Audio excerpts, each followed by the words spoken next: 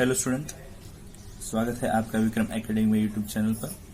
मैं विक्रम सर आपका book keeping and accountancy subject लेने जा रहा हूँ और टॉपिक है फाइनल अकाउंट। तो इससे पहले एक प्रॉब्लम हमने लिया है, अभी नेक्स्ट प्रॉब्लम हम देखने जा रहे हैं जो कि अनसॉल्व है। ठीक है, रीड करते हैं पहले।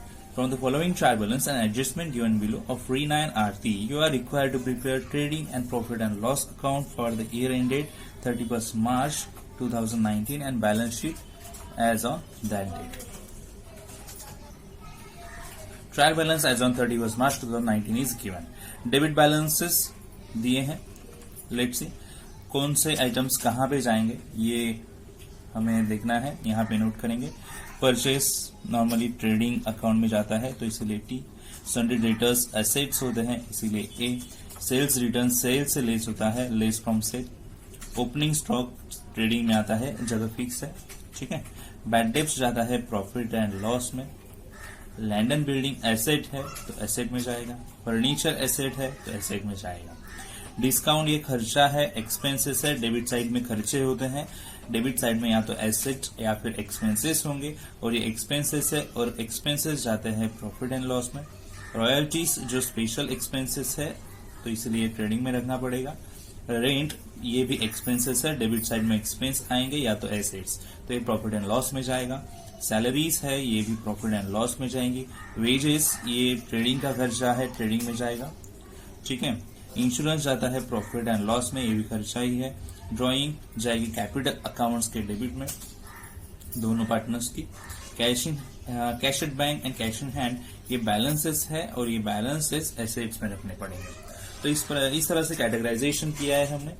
आगे देखते हैं क्रेडिट बैलेंस का कैटेगराइजेशन। सेल्स जाता है ट्रेडिंग में, जगह फिक्स है। सन्ड्री क्रेडिटर्स लायबिलिटी का पार्ट है। क्रेडिट साइड में या तो आपको लायबिलिटीज दिखाई देंगी या तो इनकम दिखाई देगा। क्रेडिटर्स लायबिलिटीज है। परचेस रिटर्न लेस होंगे परचेस से। आरडीडी ये जाएगी प्रॉफिट एंड लॉस के बैड डेब्ट्स के फॉर्मूला में। ठीक है, RDD as per TB. Discount credit side में है, मैंने कहा या तो लायबिलिटीज या तो इनकम, और ये इनकम हो गया डिस्काउंट और ये भी जाएगा प्रॉफिट एंड लॉस के क्रेडिट साइड में। कमीशन ये भी इनकम ही हो गया और ये भी जाएगा प्रॉफिट एंड लॉस के क्रेडिट साइड में। कैपिटल अकाउंट है तो कैपिटल अकाउंट यानी बैलेंस है और ये कैपिटल बैलेंस कैपिटल अकाउंट में पोस्ट होगा। ठीक है, नाउ एडजस्टमेंट रीड करेंगे और जल्दी से टिक मार्क करके देखेंगे क्योंकि हमें लाइंस भी वैसी छोड़नी पड़ेंगी। क्लोजिंग स्टॉक का एडजस्टमेंट दिया है। क्लोजिंग स्टॉक के दो इफेक्ट हमें पता है, एक जाता है ट्रेडिंग में और एक जाता है एसेट्स में। ठीक है, फाइन, इसके लिए टिक मार्क नहीं है। Right of 900 for bad and doubtful debts, मतलब बैड डेब्ट्स लेस करनी है। And create provision for reserve for doubtful debts और आरडीडी भी देनी है। यानी दो एडजस्टमेंट हो गई एक ही एडजस्टमेंट में, सो दो इफेक्ट हो गए। तो यानी ये बैड डेब्ट्स और आरडीडी जाएंगे डेटर्स पे, तो डेटर्स पे हमें टिक मार्क करनी पड़ेगी। हम दो टिक मार्क करेंगे डेटर्स पे। तो चलो देखते हैं डेटर्स कहाँ पे, यहाँ पे। तो एक और एक दो टिक मार्क्स कर दी। ठीक है, यानी 2 से 3 लाइन हमें छोड़नी पड़ेगी वहां पे एडजस्टमेंट्स के लिए। Create a provision for discount on debtors, अलग से डिस्काउंट दिया है डेटर्स पे तो ये और एक एडजस्टमेंट हो गई डेटर्स पे, 3 हो गए। ठीक है, और क्रेडिटर्स पे भी एडजस्टमेंट है तो क्रेडिटर्स पे टिक मार्क करनी पड़ेगी। क्रेडिटर्स यहाँ पे है तो एक टिक मार्क क्रेडिटर्स पे चली गई। आउटस्टैंडिंग एक्सपेंसेस दिया है वेजेस एंड सैलरीज का, सो वेजेस एंड सैलरीज का दिया है तो वेजेस एंड सैलरीज पे टिक मार्क करना पड़ेगा। ये रहा वेजेस, ये रहा सैलरी, टिक मार्क कर दिया। एक एक लाइन छोड़ेंगे वहां पे। इंश्योरेंस के लिए एडजस्टमेंट है यहाँ पे तो डायरेक्टली हम देखेंगे, बट टिक मार्क तो पहले कराना पड़ेगा इंश्योरेंस का। ओके, अभी एडजस्टमेंट्स बची हुई जो है वो है यहाँ पे। सो 6 adjustment, depreciate land and building तो टिक मार्क करेंगे वहां पे। सो 7th एडजस्टमेंट बोला है Reena and Aarti are sharing profit and losses in the capital ratio, जो भी कैपिटल बैलेंस है उसमें उनका रेशियो आप बना सकते हैं। ठीक है, ये हमें लगेगा आगे नेट प्रॉफिट डिस्ट्रीब्यूट करने के लिए, तो हम तभी देख लेंगे। और लैंड एंड बिल्डिंग का टिक मार्क कर देंगे। ओके, तो लैंड एंड बिल्डिंग ये एसेट है और एसेट डेबिट साइड में है तो आप यहाँ पे डेबिट साइड में ढूंढो, ये यहाँ पे है। तो ये रही टिक मार्क्स, एडजस्टमेंट की टिक मार्क्स करके ली। अभी हमें करनी है पोस्टिंग। तो चलो बच्चों लोग स्टार्ट करते हैं पोस्टिंग। पोस्टिंग करनी है हमें ट्रेडिंग अकाउंट में, प्रॉफिट एंड लॉस अकाउंट में, पार्टनर्स कैपिटल और बैलेंस शीट में। तो आपके सामने अभी ये है ट्रेडिंग और प्रॉफिट एंड लॉस का format in the books of Reena and Aarti. Trading and profit and loss account, trading account भी है यहाँ पे, और जो नीचे का पार्ट है वो सब प्रॉफिट एंड लॉस का है। ट्रेडिंग के एक्सपेंस यहाँ पे आएंगे, इनकम क्रेडिट साइड के यहाँ पे आएंगे, प्रॉफिट एंड लॉस के एक्सपेंसेस यहाँ पे आएंगे डेबिट साइड में, और क्रेडिट साइड में इनकम्स रखेंगे। और ये होने के बाद यहाँ पे एक पेज पे रहेगा पार्टनर्स कैपिटल, ये डेबिट साइड क्रेडिट साइड दोनों पार्टनर्स का नेम आना चाहिए वहां पे, ठीक है। और ये रहा बैलेंस शीट जहां पे एक लायबिलिटी साइड और एक एसेट साइड है। लायबिलिटी साइड ये साइड्स में सब लिखेंगे, एसेट सब ये साइड में लिखेंगे, ठीक है। तो पोस्टिंग हम चालू करते हैं। ओके, सो बच्चों लोग, पोस्टिंग मैं डायरेक्टली आपके सामने यहाँ पे रखूंगा। आपके पास बुक होगा ही, आप वहां पे क्वेश्चंस देख सकते हो। कैटेगराइज कैसे करना है मैंने बताया है। अभी पोस्टिंग मैं करने जा रहा हूँ, ठीक है। तो आप फोकस कीजिएगा पोस्टिंग कैसे और कहाँ पे आएगा, ठीक है। मैं प्रॉब्लम रीड करूंगा, आप अपनी बुक में भी देख सकते हो, ठीक है। परचेस पहले दिया है परचेस, और परचेस आता है ट्रेडिंग में, तो ट्रेडिंग का पार्ट देख लीजिए। ओपनिंग स्टॉक और परचेस, सेल्स, क्लोजिंग स्टॉक की जगह फिक्स है, ऐसे ही रहेगी, तो हमें और किसी जगह पे ढूंढने की जरूरत नहीं है। तो पहले परचेस लिखेंगे, और परचेस लिखेंगे इनर में, क्योंकि परचेस में हमें परचेस रिटर्न लेस करने पड़ सकते हैं। आगे दिया है सन्ड्री डेटर्स, और सन्ड्री डेटर्स आता है एसेट्स में। तो सन्ड्री डेटर्स पे 3 टिक मार्क करके रखी है, और ये रही एसेट साइड। तो यहाँ पे लिखेंगे सन्ड्री डेटर्स, कितनी अमाउंट, 40,000, ओके। 5 से 6 लाइन तो हम छोड़ेंगे ही, क्योंकि 3 टिक मार्क है, ओके फाइन। आगे बढ़ेंगे। सेल्स रिटर्न दिए है, सेल्स रिटर्न आपको पता है सेल्स में लिस्ट करते हैं। यहाँ पे सेल के नीचे सेल्स रिटर्न लिख के रखा है, जो है 1000 रुपीज, ठीक है। आगे दिया ओपनिंग स्टॉक, ओपनिंग स्टॉक जाता है ट्रेडिंग में, जगह फिक्स है। यहाँ पे देखेंगे आप ओपनिंग स्टॉक ट्रेडिंग के, ये डेबिट साइड में। ओपनिंग स्टॉक यहाँ पे लिखेंगे 18,100। आगे दिया है बैड डेब्ट्स, और बैड डेब्ट्स की जगह है प्रॉफिट एंड लॉस में। ये देखो बैड डेब्ट्स का फॉर्मूला, बैड डेब्ट्स है ट्रायल बैलेंस, ऐड करेंगे बैड डेब्ट्स अगर एडजस्टमेंट में मिले, ऐड करेंगे आरडीडी अगर एडजस्टमेंट में मिली, और लेस करेंगे आरडीडी वो वाली जो ट्रायल बैलेंस में मिलेगी, ठीक है। तो बैड डेब्ट्स अभी मिल रहे हैं, तो ट्रायल बैलेंस का बैड डेब्ट्स यहाँ पे आएगा। देन लैंड एंड बिल्डिंग जो एसेट है 25,000 की, हम लिखेंगे एसेट साइड में। यहाँ पे जगह छोड़ी है डेटर्स के एडजस्टमेंट के लिए, और उसके नीचे हम लिखेंगे लैंड एंड बिल्डिंग। एक टिक मार्क है, इसीलिए यहाँ पे भी एक लाइन छोड़नी पड़ेगी, इनर में लिख के 25,000 लिख दिया। फिर है फर्नीचर, फर्नीचर भी एसेट ही है, तो फर्नीचर यहाँ पे हम लिखेंगे 20,000, एक टिक मार्क नहीं है, तो ये आउटर में चला गया, ओके। देन आगे दिया है डिस्काउंट, डिस्काउंट हम लिखेंगे प्रॉफिट एंड लॉस में, प्रॉफिट एंड लॉस का खर्चा है, सो डिस्काउंट ये साइड में आ गया। डेटर्स का जो भी बैड डेब्ट्स का जो भी लिखा है यहाँ पे, उसके नीचे फॉर्मेट के डिस्काउंट हम लिखेंगे 1000 रुपीज आउटर कॉलम में, क्योंकि टिक मार्क नहीं है। रॉयल्टीज जो लिखी जाती है ओनली ट्रेडिंग में, आपको याद रखना है, रॉयल्टीज जो है ओनली लिखी जाएगी ट्रेडिंग अकाउंट में। सो रॉयल्टीज यहाँ पे लिख दी, टिक मार्क नहीं है, तो डायरेक्टली आउटर कॉलम में 700। रेंट जो भी प्रॉफिट एंड लॉस का खर्चा है, तो हमें यहाँ पे लिखना पड़ेगा। प्रॉफिट एंड लॉस ये नीचे स्टार्ट होता है, रेंट आएगा 1900 रुपीज का। देन सैलरीज लिखनी है, उसके नीचे ही आएगी, प्रॉफिट एंड लॉस का पार्ट है, तो सैलरीज यहाँ पे लिख दी। टिक मार्क है तो आपको इनर में लिखनी पड़ेगी, और एक लाइन छोड़नी पड़ेगी, ठीक है। अभी नेक्स्ट है वेजेस, वेजेस तो यहाँ पे लिखे जाएंगे ट्रेडिंग अकाउंट में, सो वेजेस यहाँ पे लिख दिया। वेजेस है 800 रुपीज के, तो हम लिखेंगे इनर में, क्योंकि उस पर टिक मार्क दी है। इंश्योरेंस लिखना है आगे, तो इंश्योरेंस है प्रॉफिट एंड लॉस का पार्ट, और यहाँ पे हमें लिखेंगे प्रॉफिट एंड लॉस में इंश्योरेंस, ओके। और आपको पता है इंश्योरेंस पे टिक मार्क की है, तो इनर में लिखना पड़ेगा, क्योंकि उस पर एडजस्टमेंट करना है हमें। एक लाइन भी हम छोड़ेंगे उसके साथ। अभी लिखेंगे ड्राइंग, ड्राइंग जो लिखी जाती है कैपिटल के डेबिट में, कहाँ पे, डेबिट में। याद रखना, ड्राइंग हमेशा लिखी जाएगी कैपिटल अकाउंट के डेबिट। तो यहाँ पे लिखेंगे रीना के कॉलम में 2000 और आरती के कॉलम में 1000, ठीक है। और लास्ट में कैश एट बैंक और कैश इन हैंड दिया है, जो कि एसेट का पार्ट है, तो हमें एसेट में लिखना पड़ेगा cash at bank and cash in hand, okay. So 11,500 जो अमाउंट है कैश एट बैंक में, और 2000 है कैश इन हैंड में। इस तरह से डेबिट बैलेंसेस जो है सब पोस्ट करके हो चुके हैं। अभी हम क्रेडिट बैलेंसेस में जाएंगे, तो क्रेडिट बैलेंस में हम देख सकते हैं, आप भी देख सकते हो, आपके पास क्वेश्चन है, बुक है, तो तो कॉन्सेंट्रेट करो। सेल्स है क्रेडिट साइड में पहला जो है 58,200 जो हमें लिखना है, ट्रेडिंग में जगह फिक्स है, यहीं पे लिखा जाएगा। देन क्रेडिटर्स आता है, क्रेडिटर्स जाएगा लाइबिलिटीज में। तो आपको पता है लाइबिलिटीज कहाँ पे, बैलेंस शीट में है। ओके, तो यहाँ पे लिखेंगे हम सन्ड्री क्रेडिटर्स। अच्छा, सन्ड्री क्रेडिटर्स यहाँ पे लिखेंगे, एक लाइन है उस पर टिक मार्क किया हुआ, यानी हमें इनर में लिख के एक लाइन छोड़ना पड़ेगा क्योंकि एडजस्टमेंट करना पड़ेगा ना उसका। यस। देन परचेस रिटर्न है, और हमें पता है परचेस रिटर्न लेस होते हैं परचेस में, और जगह यहाँ पे है परचेस की, उसके नीचे परचेस रिटर्न पहले से ही मैंने लिख के रखा है क्योंकि मुझे पता है लेस करना है। तो यहाँ पे आके लिख दिया परचेस रिटर्न, और ब्रैकेट में हम लेस करने के लिए, तो बाद में हम लेस कर देंगे, कोई बात नहीं। आगे दिया है आरडीडी, जो आरडीडी दिया है ट्रायल बैलेंस। तो आरडीडी का फॉर्मेट यहाँ पे है, देखो बैड डेब्ट्स का। तो RDD as per trial balance देखो कहाँ पे लिखा है, यहाँ पे लेस में। तो ओनली यही है आरडीडी जो ट्रायल बैलेंस में मिलती है जो लेस होगी, ठीक है, यहाँ पे लिखते हैं। अभी डिस्काउंट दिया है क्रेडिट साइड में जो कि इनकम का पार्ट है, और इनकम प्रॉफिट एंड लॉस के क्रेडिट में लिखे जाते हैं, ये प्रॉफिट एंड लॉस का क्रेडिट पार्ट है।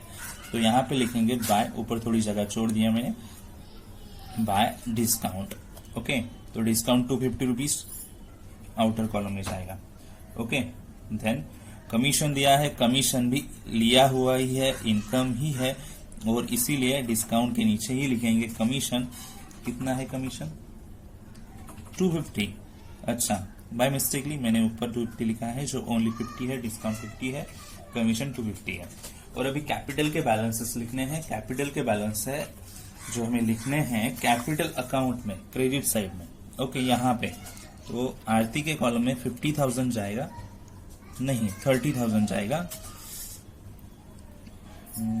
और 50,000 जाएगा रीना के कॉलम में। ओके, 50,000 एंड 30,000, रीना के कॉलम में 50,000, आरती कॉलम में 30,000। इस तरह से ट्रायल बैलेंस का पोस्टिंग कंप्लीट कर लिया है हमने। अभी हमें एडजस्टमेंट्स दिखने हैं, ठीक है, तो एडजस्टमेंट स्टार्ट करते हैं। आई होप आपको ये पोस्टिंग सब समझ में आया रहेगा। एडजस्टमेंट है पहली क्लोजिंग स्टॉक की। तो एडजस्टमेंट स्टार्ट करने से पहले आपको याद रखना है कि एडजस्टमेंट के इफेक्ट रहते हैं दो इफेक्ट देने ही पड़ेंगे हर एक एडजस्टमेंट, ठीक है। तो पहले क्लोजिंग स्टॉक, और आपको पता है सबसे पहले क्लोजिंग स्टॉक यहां दिखता है ट्रेडिंग में। ओके, सो 22,000 है अमाउंट, ठीक है। और क्लोजिंग स्टॉक ये है प्रॉपर्टी गुड्स, और इसीलिए एसेट्स में लिखा जाएगा। तो एसेट में हम यहाँ पे लिख देंगे क्लोजिंग स्टॉक 22,000, ठीक है। चलो लिखते हैं क्लोजिंग स्टॉक 22,000।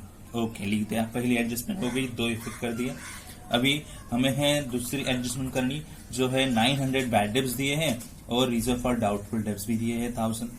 ओके, सो मैं कहूंगा पहले आपको क्या करना पड़ेगा यहाँ पे, तो बैड डेब्ट्स लेस करनी पड़ेगी। पहले क्या लेस करनी पड़ेगी? Bad debts. So less bad debts कहाँ पे लेस करेंगे? डेटर्स के एडजस्टमेंट सब डेटर्स पे ही होता है, बैड डेब्ट्स डेटर पे होता है, आरडीडी भी डेटर्स पे ही होता है, और सन्ड्री डेटर्स तो यहीं पे लिखे हैं, तो डेटर्स पे हमें लिखना पड़ेगा, लेस करना पड़ेगा बैड डेब्ट्स 900। ओके, ठीक है। तो 900 लेस करने पे हमें मिलेंगे 39,100। लेस उसमें करेंगे वापिस आरडीडी, ये भी एडजस्टमेंट यहीं पे रहता है, सो लेस करना पड़ेगा, बचेंगे 38,100। ओके, और इन दोनों एडजस्टमेंट के इफेक्ट हमें देने पड़ेंगे कहाँ पे? यस, प्रॉफिट एंड लॉस में। फॉर्मेट लिखा है ना बैड डेब्ट्स आरडीडी, याद आया क्या? यस। ओके, तो है यहाँ पे, ये देखो प्रॉफिट एंड लॉस अपना यहाँ पे है। बैड डेब्ट्स मिले 900 और आरडीडी मिली 1000, ये सब ऐड होगा और 800 हम लेस कर देंगे, ठीक है। तो देखते हैं कितना होगा। आई थिंक 1600 होगा, आपको क्या लगता है? करके देखो, 1600 आ जाएगा, ठीक है। तो इन तीनों अमाउंट्स को ऐड करने के बाद ओनली 800 जो ट्रायल बैलेंस की आरडीडी लेस कर दी, तो 1600 बचेंगे। इस प्रकार बैड डेब्ट्स और आरडीडी के दो इफेक्ट हो गए, एक डेटर्स में, एक यहाँ पे, ठीक है। अभी थर्ड एडजस्टमेंट दिया है create provision for discount on debtors. Debtors पे डिस्काउंट रहेगा, अगेन डेटर पे आना पड़ेगा और डिस्काउंट देना पड़ेगा। तो है जगह छोड़ी है, लेस डिस्काउंट ऑन डेटर्स, ठीक है। कितना है? 3% करना है। 3% ये अमाउंट का जो अमाउंट दिख रहा है आपको 38,100, इसका 3%। सो 38,100 के 3% आप कैलकुलेट करो, मैंने भी की है। 38,100 के 3% 3/100, 2 जीरोस कट किए, और 3 × 3 81 1143 आएगा, जो हमें लेस करेंगे डेटर से। ओके, सो 1143 लेस करेंगे, कितने आएंगे देखते हैं। आप भी कर सकते हो। तो लेस करने के बाद ये 1143 लेस करने के बाद 36,957 अमाउंट आ चुकी है। ठीक है, अभी डिस्काउंट ऑन डेटर्स ये खर्चा है, एक्सपेंसेस है, और हमें लिखना है प्रॉफिट एंड लॉस के डेबिट में।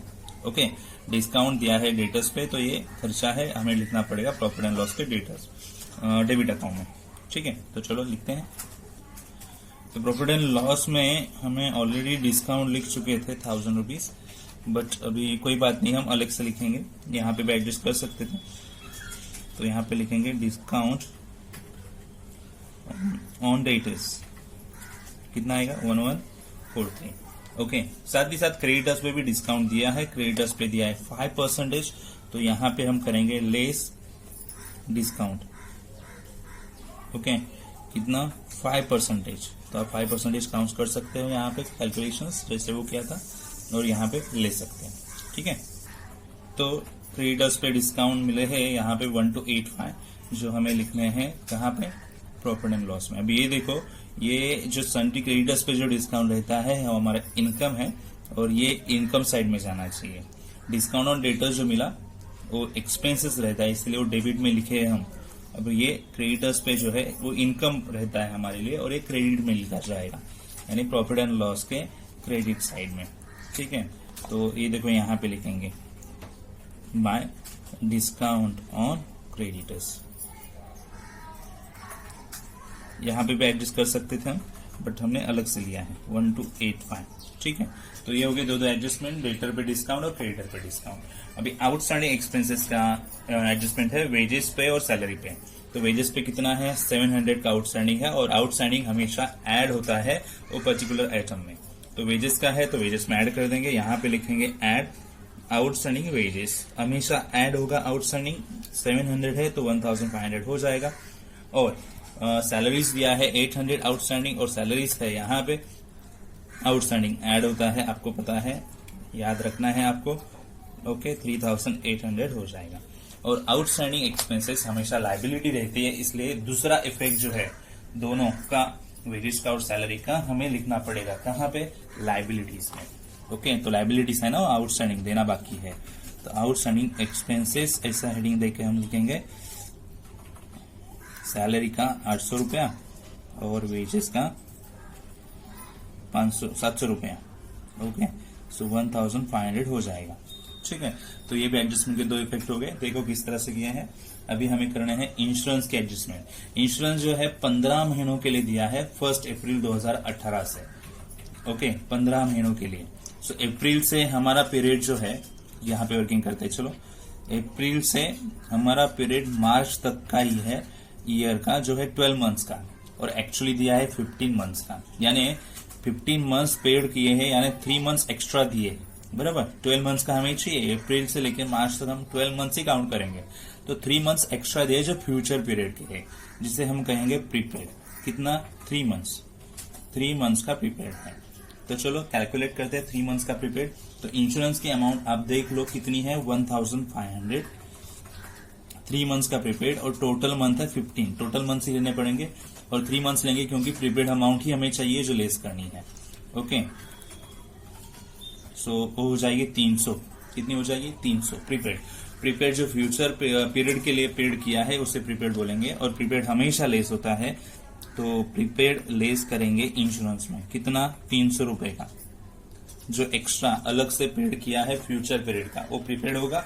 और वो प्रीपेड कैसे कैलकुलेट किया मैंने दिखाया आपको, और ये प्रीपेड हमें लेस करना पड़ेगा, तो लेस किया है। और प्रीपेड हमेशा एसेट्स का पार्ट होता है, तो एसेट में जाएंगे प्रीपेड, यहां पे लिखेंगे प्रीपेड इंश्योरेंस, कितना 300 रुपए का। ठीक है, अभी नेक्स्ट एडजस्टमेंट है लास्ट वाली, डेप्रिशिएट करो लैंड एंड बिल्डिंग, कितना 5%। ओके, सो चलो आपके सामने है land and building depreciation at the rate 5%। आपको काउंट करनी होगी अमाउंट कितनी आती है। ओके, 1250 आएगी, बराबर। ओके, लेस करेंगे तो कितना आएगा देखते हैं, 23,750, करेक्ट, यस 23,750। और ये 1250 ये डेप्रिसिएशन है, और डेप्रिसिएशन हमेशा लॉस होता है, लॉस, और लॉस जाता है कहाँ पे, प्रॉफिट एंड लॉस में। सो प्रॉफिट एंड लॉस में हम लिखेंगे यहाँ पे to depreciation on land and building, कितना लीज किए है 1250। इस प्रकार ऑल एडजस्टमेंट्स एंड हो चुकी है। लास्ट जो 7th एडजस्टमेंट आप देख पा रहे हो वहां पे, वो रेशो के लिए है। रेशो कौन सा लेंगे वो बताने के लिए। तो नॉर्मल एडजस्टमेंट तो सब हो गई और पोस्टिंग भी हमें पहले ही कर चुके थे। तो हमें अभी क्लोजिंग करना है, तो देखते हैं क्लोजिंग कैसे करेंगे। ठीक है, तो चलो स्टार्ट करते हैं ट्रेडिंग से। ओके, तो ट्रेडिंग आपके सामने है। पहले क्या करना पड़ेगा, परचेस और सेल के अमाउंट्स बाहर निकालने पड़ेंगे लेस करके, जो अभी तक किए नहीं है। तो यहाँ पे आएगी टोटल 35,000 और यहाँ पे आएंगे 57,200। ओके, अभी डेबिट साइड और क्रेडिट साइड, क्रेडिट साइड ये डेबिट साइड क्या अमाउंट है, क्रेडिट साइड क्या अमाउंट है, दोनों तरफ की टोटल देखेंगे करके। जो ज्यादा लग रही है वही टोटल यहाँ पे आएगी। ओके, तो चलो स्टार्ट करते हैं। तो स्टूडेंट्स, मैंने ये साइड का टोटल करके देखा है तो 79,200 आया है और ये उससे भी कम लग रहा है क्योंकि 35 और 18 वो ज्यादा होता नहीं है इससे 79,200 से। तो मैंने 79,200 ये मैक्सिमम टोटल देखा है दोनों तरफ का कंपैरिजन करके, तो 79,200 यहाँ पे आएगा। ओके, और अभी यहाँ पे एक सर्कल करेंगे जहां पे हम अमाउंट लिखेंगे कौन सा, बैलेंस का। ये अगर मैक्सिमम अमाउंट है तो ये अमाउंट से या ऊपर के सब अमाउंट लेस करके देखेंगे और यहाँ पे कितना अमाउंट आएगा वो देखेंगे। तो मैंने 79,200 से सब अमाउंट लेस करके देखे हैं, वर्किंग किया है मैंने। लेस करने का आप भी कर सकते हो। और जो बैलेंस आएगा वो है 23,900। ये बैलेंस को एक नेम रहेगा जो हमें देना है, ग्रॉस प्रॉफिट। कैरी डाउन, क्या नेम देंगे, ग्रॉस प्रॉफिट। ठीक है, ये ग्रॉस प्रॉफिट जो है अगले अकाउंट में पोस्ट होगा। यानी अगर ये ट्रेडिंग है तो अगला है प्रॉफिट एंड लॉस, ये ट्रेडिंग से जाएगा प्रॉफिट एंड लॉस, बट जगह चेंज होगी। ये डेबिट में है तो हमें क्रेडिट में लिखना पड़ेगा। यहाँ ए लाइन के नीचे हमारा प्रॉफिट एंड लॉस है। ठीक है, सो बाय ग्रॉस प्रॉफिट यहाँ पे लिखेंगे, by gross profit brought down कितना है 23,900। जैसे ऊपर टोटल किया था सिमिलरली अभी यहाँ पे भी आउटर कॉलम का टोटल करके देखेंगे। ये टोटल्स और ये टोटल्स देखेंगे कितना होगा, तो जो ज्यादा होगा वही आएगा यहाँ पे क्लोजिंग लाइन में, और फिर जो बचेगा वो बैलेंस हम कर देंगे। ठीक है, तो आप भी कर सकते हो टोटल। ओके, मैं यहाँ पे टोटल कर रहा हूँ। सो स्टूडेंट्स, ये साइड की टोटल और ये साइड की टोटल करके देखिए तो ये सबसे ज्यादा है जो मिली है 25,485, जो हमें लिखनी है यहाँ पे 25,485।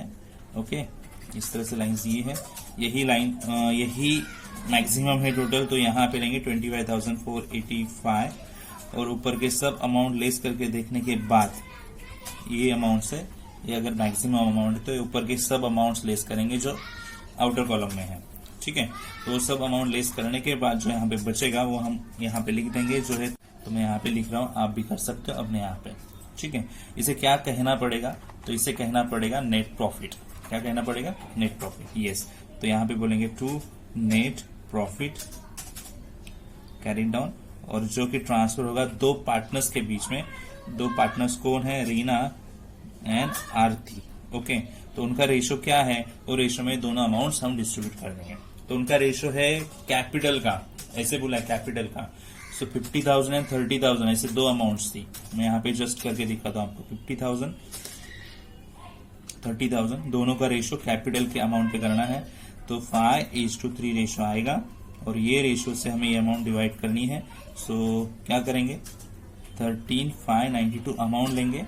पहले लेंगे 5 पहले पार्टनर्स के लिए और इन दोनों का टोटल करेंगे। 5 थ्रू कितना होगा, 8 होगा। सो 5/8 करेंगे पहले, तो पहले पार्टनर की अमाउंट मिलेगी, और देन 3/8 लेंगे अमाउंट सेम इंटू 3/8 करेंगे तो दूसरे पार्टनर की अमाउंट मिलेगी। तो मैं वर्किंग करके देखता हूं, आप भी कैलकुलेशन करके देख सकते हो कि इतना यहाँ पे कौन कौन सी अमाउंट आ सकती है। ठीक है, तो आप कर दो यहाँ पे। तो स्टूडेंट्स, मैंने कैलकुलेशन करके देखा 13,592 अपन 5/8, तो ये अमाउंट आएगी। और वापिस 3 रेशो लेके सेकंड पार्टनर का करेंगे, 13,592 इंटू 3/8 करेंगे तो फिर 5,097 अमाउंट आई। दोनों की टोटल इतनी होती। तो ये अमाउंट दोनों में इस तरह से डिस्ट्रीब्यूट कर दी यहाँ पे। अभी हम क्या करेंगे, तो ये अमाउंट जो है कैपिटल अकाउंट्स में लेके जाएंगे उनके। ठीक है, तो नेट प्रॉफिट है यहाँ पे डेबिट में है तो उनके क्रेडिट में जाएगा।